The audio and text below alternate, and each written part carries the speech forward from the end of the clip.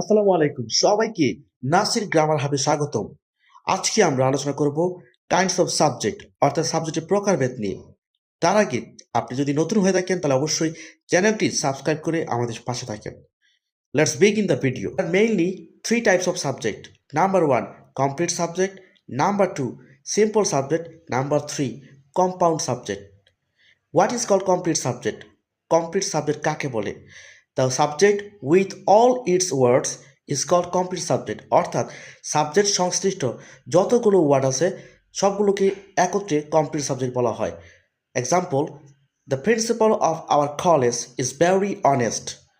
এখানে the principal of our college পর্যন্ত হচ্ছে কমপ্লিট সাবজেক্ট, কারণ ইজ এখানে প্রেডিকেট অর্থাৎ ভার্বের আগ পর্যন্ত সম্পূর্ণ ওয়ার্ডগুলোকে একত্রে কমপ্লিট সাবজেক্ট বলা হয়। নাম্বার টু হচ্ছে সিম্পল সাবজেক্ট। কমপ্লিট সাবজেক্টের মধ্যে যে হেড ওয়ার্ড অর্থাৎ মেইন সাবজেক্ট সেটাকে বলা হয় simple subject. Simple subject single ওয়ার্ডও হতে পারে, যেমন the principal of our college is very honest. এখানে মেইন সাবজেক্ট অর্থাৎ হেড ওয়ার্ড হচ্ছে প্রিন্সিপাল, আর এটাই হচ্ছে সিম্পল সাবজেক্ট।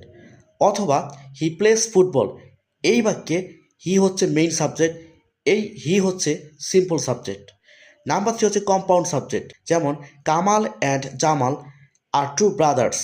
এখানে কামাল এবং জামাল হচ্ছে কম্পাউন্ড সাবজেক্ট, কারণ অ্যান্ড দ্বারা দুটি নাউনকে যুক্ত করে সাবজেক্টে কাজ করছে।